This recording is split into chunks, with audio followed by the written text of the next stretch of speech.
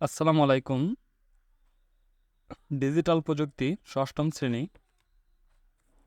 সমস্যা দেখে না পায় ভয়, সবাই মিলে করে জয়।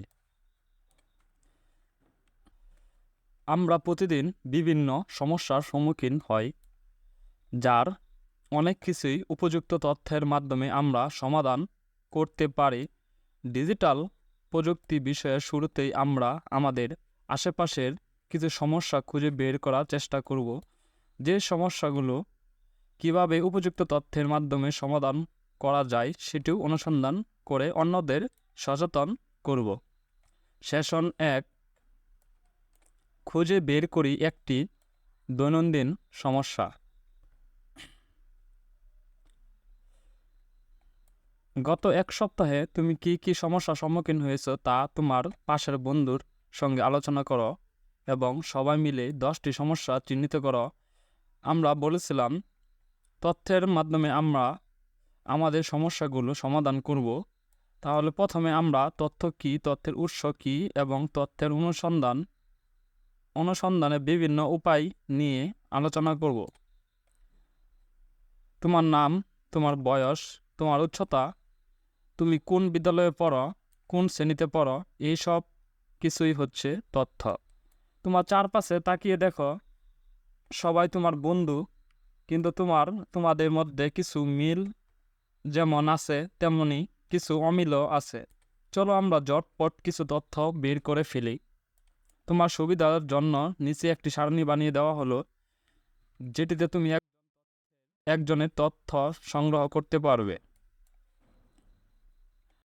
ফর্মের নাম, প্রথম সারণী সেশনে প্রথম জরির, তোমার জন্ম মাস কি, তোমার বাড়িতে কয়টি পোষা প্রাণী আছে, তোমার প্রিয় খেলোয়াড় কি।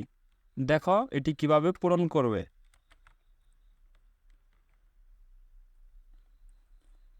তোমার জন্ম মাস কি, দেখো জানুয়ারি, আমি দিচ্ছি জানুয়ারি মাস। তোমার বাড়িতে কয়টি পোষা প্রাণী আছে, এখানে দেওয়া আছে 5টি। তোমার প্রিয় খেলোয়াড় কে, আমি লিখছি সাকিব আল হাসান। তোমাদের যে প্রিয় খেলোয়াড় তাদের নাম লিখবে।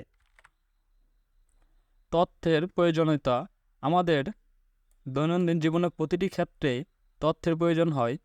ঘুম থেকে উঠে ঘড়ির সময় দেখা শুরু করে ঘুমানোর আগে আমাদের পরের দিন বিদ্যালয়ে আসার প্রস্তুতি হিসাবে ব্যাগ গোছানো, সময় সেশন রুটিন দেখে নেওয়া, সব সময় তথ্যের প্রয়োজন হয়। দৈনন্দিন জীবনের প্রতিটি মুহূর্তে আমাদের ছোট বড় সিদ্ধান্ত নিতে হয়, যা আমরা হয়তো খুব একটা লক্ষ্য করি না। যেমন ধরি, আমাদের বিদ্যালয়ে আসার জন্য 3টি রাস্তা আছে। আজ কোন রাস্তা দিয়ে বিদ্যালয়ে যাব, সেই সিদ্ধান্ত আমাদের নিতে হলে তথ্যের প্রয়োজন হবে।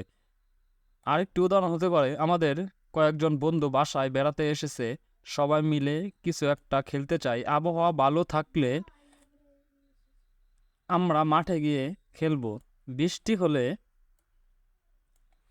খেলার জন্য যদি কোনো সরঞ্জাম প্রয়োজন হয়, সেগুলো আমাদের কাছে আছে কিনা তা উপর নির্ভর করবে। আমরা কি খেলবো এখানে তাহলে আমাদের কি তথ্য প্রয়োজন হচ্ছে, আবহাওয়ার তথ্য এবং কি খেলার সামগ্রী আছে। চলো এবার তাহলে আমরা কিছু অনুশীলন করি। আগের উদাহরণটি দিয়ে যদি বলি, তোমার সিদ্ধান্ত নিতে হবে যে তুমি আগামীকাল বিদ্যালয়ে যাওয়ার জন্য ব্যাগে কি নেবে। তোমার যে তথ্যের প্রয়োজন তা হলো কাল কি সেশন হবে। তোমার তথ্যের উৎস হলো তোমার ক্লাস, সেশন বা রুটিন। এবার আমরা নিজেরাই কিছু সমস্যা চিহ্নিত করি, যেগুলো সমাধানের জন্য আমাদের তথ্যের প্রয়োজন এবং সেগুলোর জন্য উপযুক্ত উৎস কী হতে পারে তা লিখি। প্রথম দেখি সিদ্ধান্ত বা সমস্যা, দ্বিতীয়ত যে তথ্য প্রয়োজন, তৃতীয়ত তথ্যের উৎস। উদাহরণ 1, আগামীকালের সেশনের জন্য ব্যাগে কি শিক্ষা উপকরণ নেব। কাল কি বিষয়ে সেশন হবে। তথ্যের প্রয়োজন আমার, তথ্যের উৎস আমার সেশন রুটিন। দ্বিতীয়ত আমার বিদ্যালয়ে যাওয়ার 3টি রাস্তার মধ্যে দিয়ে আজ কোন রাস্তা দিয়ে বিদ্যালয়ে যাব। কোন রাস্তা উন্নয়নের কাজ চলার কারণে বন্ধ আছে, কোন রাস্তা পানি উঠেছে, কোন রাস্তা বেশি যানজট, কোন রাস্তা সবচেয়ে কম সময় লাগে, এটা আমাদের তথ্যের প্রয়োজন। তথ্যের উৎস, আমরা এই তথ্যটা কিভাবে দেখব? টেলিভিশন, পত্রিকা, গুগল ম্যাপ, কোনো ব্যক্তি যে ওই রাস্তা দিয়ে নিয়মিত যাতায়াত করে তার মতামত। তৃতীয়ত হচ্ছে উদাহরণ 3, শীতের শেষে একটি বনভোজন আয়োজন চলছে। এই সময় টেলিভিশনের সংবাদ দেখা গেল দেশের কয়েকটি জেলায় বৃষ্টি হচ্ছে। এখন বনভোজন তারিখ কি পেছানো উচিত? এখানে আমাদের তথ্যের কি প্রয়োজন? বনভোজনের দিন কি বৃষ্টি হতে পারে? টেলিভিশন, পত্রিকায় আবহাওয়া সংবাদ, গুগল ওয়েদার বা অন্যান্য আবহাওয়া বিষয়ক অ্যাপস, ওয়েবসাইট। চতুর্থ, পয়লা বৈশাখের সময় বেড়াতে যাব। তথ্যের প্রয়োজন, এই বছর পয়লা বৈশাখ কবে হবে? বাংলা পঞ্জিকা। তথ্যের উৎস। দেখি এখন আমরা 5 নম্বর আর 6 নম্বরটা কীভাবে করব। আগামীকাল বন্ধুরা মিলে মাঠে ফুটবল খেলার আয়োজন করব। তথ্যের প্রয়োজন, আগামীকাল কি বৃষ্টি হতে পারে? তথ্যের উৎস, তথ্যটা আমরা কীভাবে দেখব?